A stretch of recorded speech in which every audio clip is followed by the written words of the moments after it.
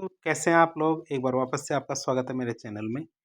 ये हमारी एक सीरीज़ चल रही है। सीरीज़ के अंतर्गत हम अंतरिक्ष और रक्षा प्रौद्योगिकी के 2024 के जो समसामयिकी इसके बारे में बात कर रहे थे।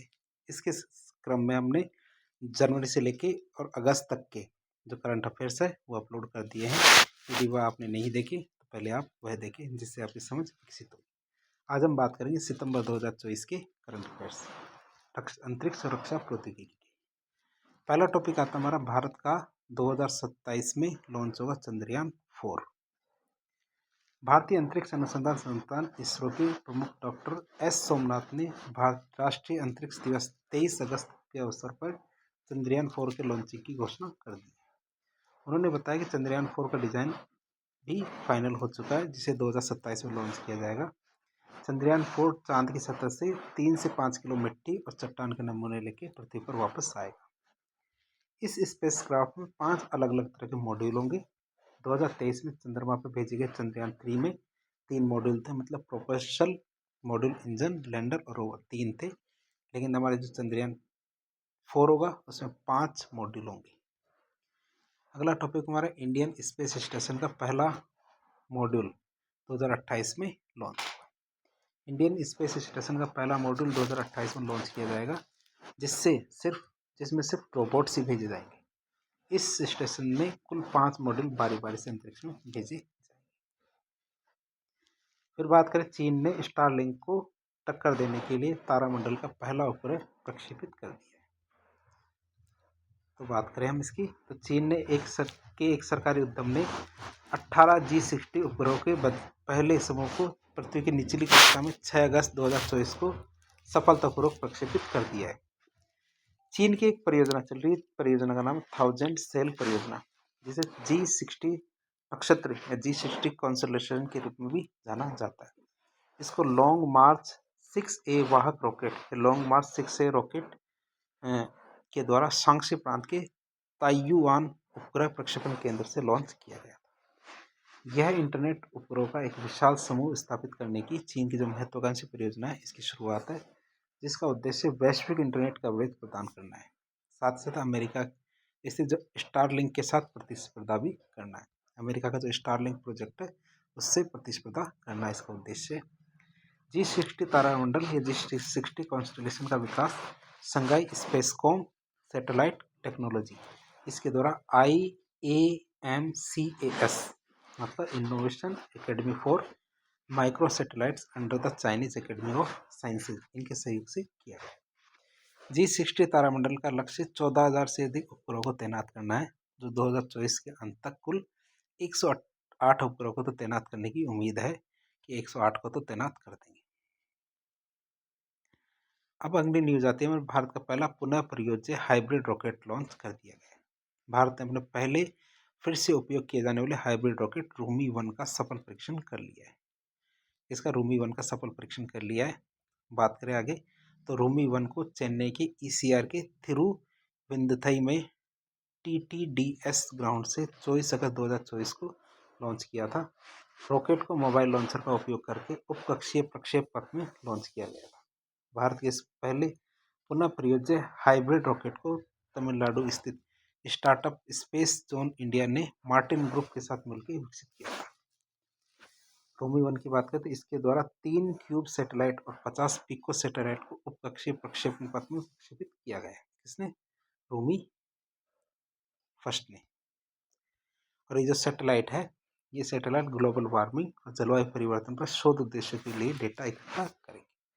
रॉकेट्स के बारे में बात करें तो रूमी फर्स्ट रॉकेट में जेनेरिक फ्यूल आधारित हाइब्रिड मोटर और इलेक्ट्रिकली ट्रिगर्ड पैराशूट डिप्लॉयर लगा हुआ है। रूमी 1 रॉकेट में लिक्विड और सॉलिड फ्यूल प्रोपेलेंट सिस्टम है, ताकि ऑपरेशनल लागत कम से कम आए और क्षमता बढ़ जाए। 3.5 मीटर ऊंची रूमी 1 रॉकेट कुल 80 किलोग्राम का है, जिसका 70% हिस्सा दोबारा से काम आ सकता है, अर्थात इसका केवल 30% हिस्सा ही खराब होता है। अगली न्यूज की बात करें तो यूके स्पेस कमांड ने किया पहले सैन्य उपग्रह का प्रक्षेपण। यूके स्पेस कमांड ने अपना पहला सैन्य उपग्रह टाइची अगस्त 2024 में सफलतापूर्वक लॉन्च कर दिया गया है। यह उपग्रह खुफिया निगरानी के साथ ही सैन्य अभियानों और प्राकृतिक आपदाओं में मददगार साबित होगा। साथ ही मानचित्रण, पर्यावरण निगरानी और जलवायु परिवर्तन के प्रभाव पर नजर रखने में भी सहायता करेगा।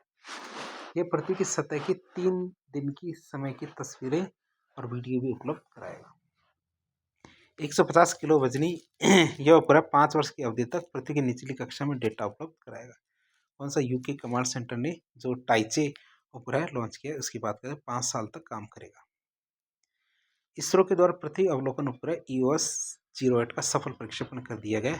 इसरो ने आंध्र प्रदेश स्थित जो श्रीहरिकोटा स्थित सतीश धवन अंतरिक्ष केंद्र से देश के सबसे छोटे रॉकेट SSLV-D3 से अर्थ ऑब्जर्वेशन सैटेलाइट EOS-08 का सफल प्रक्षेपण 16 अगस्त 2024 को कर दिया था।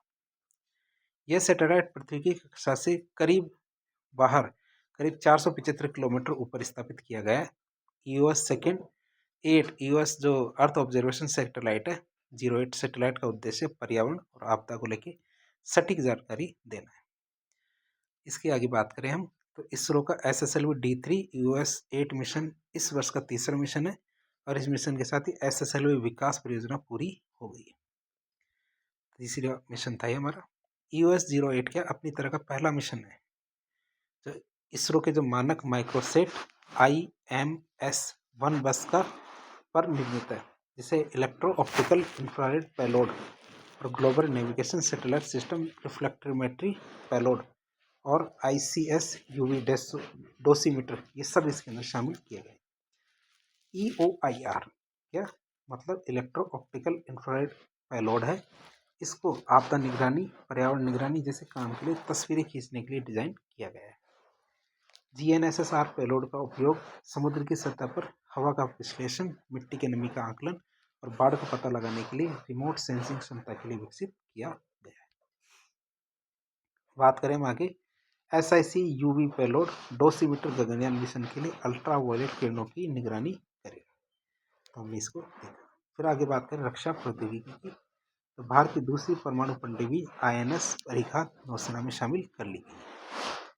भारतीय नौसेना की परमाणु पनडुब्बी INS अरिहंत को 29 अगस्त 2024 को स्ट्रेटेजिक फोर्स कमांड SFC का हिस्सा बन गई। INS अरिहंत को रक्षा मंत्री राजनाथ सिंह ने विशाखापट्टनम में कमीशन किया था। संस्कृत का शब्द अरिघात होता है जिसका अर्थ होता है दुश्मनों को संहार करने वाला। INS अरिघात INS अरिहंत का अपग्रेडेड वर्जन है और INS अरिहंत को वर्ष 2016 में जंगी बेड़े में शामिल कर लिया गया था। किसको? INS अरिहंत को। बात करें अरिहंत की तो अरिहंत की तरह ही अरिघात भी 750 किलोमीटर की रेंज वाली की K-15 मिसाइलों से लैस होगी। जो हमारी K-15 मिसाइल है जिससे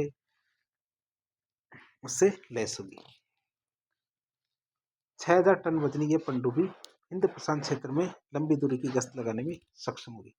तो ध्यान रखना ये K-15 है जिसको हम क्या कहते हैं K-15 क्या है हमारे सागरिका अर्थात हमारी पानी की जो मिसाइल है उनकी बात करें तो हमारी K-15 मिसाइल है उससे लैस होगी। तो ये हम देख सकते हैं इसकी लंबाई 113 मीटर और चौड़ाई 111 मीटर है। ये पानी के अंदर 980 से 1100 फीट गहराई तक जा सकती है। भारतीय नौसेना अब तक तीन न्यूक्लियर सबमरीन तैयार कर चुकी है। इनमें से अरिहंत अरिघाल कंडीशन हो चुकी है और तीसरी S3 पर टेस्टिंग जारी है। बात करें गौरव क्या लॉन्ग रेंज ग्लाइड बम गौरव का पहला सफल परीक्षण कर दिया गया है। DRDO ने लॉन्ग रेंज ग्लाइड बम है गौरव इसका पहला उड़ान परीक्षण 13 अगस्त 2024 को सफलतापूर्वक कर दिया। ग्लाइड बम गौरव का यह उड़ान परीक्षण भारतीय वायुसेना ने के सुखोई 30 MKI प्लेटफॉर्म से उड़ीसा के तट पर किया था। अपने पहले उड़ान परीक्षण के दौरान ग्लाइड बम ने लॉन्ग व्हीलर द्वीप पर स्थित जो लक्ष्य है उसको सटीकता से भेद दिया अर्थात उसे सटीकता से खत्म किया है। अब इसके विकास की बात करें तो गौरव को हैदराबाद स्थित जो रिसर्च सेंटर इमारत है इसकी तरफ से स्वदेशी रूप से डिजाइन और विकसित किया गया। गौरव की बात करें गौरव की विशेषताएं क्या क्या है। जो हमारा लॉन्ग रेंज ग्लाइड बम गौरव है एक 1000 किलोग्राम वजनी ग्लाइड बम है जो हवा से प्रक्षेपित किया जा सकता है और यह लंबी दूरी पर स्थित लक्ष्य को भेदने में सक्षम है। प्रक्षेपित किए जाने के बाद ग्लाइड बम क्या INS और GPS डेटा के संयोजन के साथ अत्यधिक सटीक हाइब्रिड नेविगेशन योजना का उपयोग करके लक्ष्य की ओर बढ़ता ही जाएगा। बात करें भारतीय सेना ने 200 अस्त्र मार्क 1 मिसाइलों के उत्पादन की मंजूरी दे दी। भारतीय वायुसेना ने सार्वजनिक क्षेत्र की company Bharat dynamics limited (BDL) को 200 अस्त्र मार्क 1 मिसाइल के उत्पादन की मंजूरी दी है। अस्त्र मार्क 1 मिसाइलों को रक्षा अनुसंधान और विकास संगठन के द्वारा विकसित किया गया है तथा बीडीएल इसकी उत्पादन एजेंसी है। बीडीएल मतलब हमारे भारत डायनेमिक्स लिमिटेड। इन मिसाइलों को रूसी मूल के जो हमारे सुखोई 30 है और स्वदेशी लाइट कॉम्बैट एयरक्राफ्ट है LCA तेजस विमानों में एकीकृत किया जाएगा। अब इस मिसाइल की बात करें अस्त्र मार्क 1 के बारे में, तो अस्त्र मार्क 1 हवा से हवा में मार करने वाली मिसाइल है। इसकी मारक क्षमता 80 से 110 किलोमीटर और इसकी अधिकतम गति 4.5 मैक। एक मैक ध्वनि की गति के बराबर है, अर्थात कितनी, ये मैक क्या होता है, ध्वनि की गति होती है। और कितनी गति है इसकी, 4.5 मैक। बात करें इसकी तो यह मिसाइल लड़ाकू विमान, हेलीकॉप्टर, क्रूज मिसाइल, ड्रोन आदि जैसे हवाई लक्ष्य को नष्ट करने में सक्षम। अस्त्र मार्क 1 मिसाइल को पहले ही भारतीय वायुसेना और नौसेना दोनों में सफलतापूर्वक शामिल कर लिया इसको अस्त्र मार्क 1। अब आता है स्वदेशी एंटी टैंक गाइडेड मिसाइल, इसका सफल परीक्षण कर लिया गया। सीमांत जैसलमेर जिले की पोखरण फील्ड फायरिंग रेंज में भारत ने स्वदेशी man portable anti tank guided missile MP-ATGM हथियार प्रणाली का सफल परीक्षण 13 अगस्त 2024 को कर लिया है। DRDO के द्वारा विकसित यह एक पोर्टेबल मिसाइल कंधे से भी लॉन्च की जा सकती है और इसे दुश्मन के टैंक और बख्तरबंद वाहनों को बेअसर करने के लिए डिजाइन किया गया है। ये जो मिसाइल है, इस मिसाइल से रात में भी हमले किए जा सकते हैं, जिसे भारतीय थल सेना और पैरा कमांडो के लिए तैयार किया गया है। तो man portable anti tank guided missile प्रणाली है। इसका वजन 14.5 किलोग्राम का और इसकी लंबाई 4.3 फीट की है। इसकी रेंज 200 मीटर से लेकर 2.5 किलोमीटर तक है, जिसमें टेंडम चार्ज हीट और पेनिट्रेशन वॉरहेड लगा हुआ है। तो इस तरह आज हमने जो सितंबर माह की जो हमारी मैगजीन है उसके बारे में देखा और उसमें हमने अंतरिक्ष सुरक्षा प्रौद्योगिकी से संबंधित जितने भी टॉपिक्स थे उनको कवर करने की कोशिश की। तो इस प्रकार के इन्फॉर्मेटिव वीडियो देखने के लिए हमारे चैनल से जुड़े। वीडियो यदि पसंद आता है तो वीडियो को लाइक करें, चैनल को सब्सक्राइब करें, अपने दोस्तों के साथ शेयर करें। यदि आपके कोई सुझाव हो कमेंट बॉक्स के माध्यम से भी बताएं। धन्यवाद।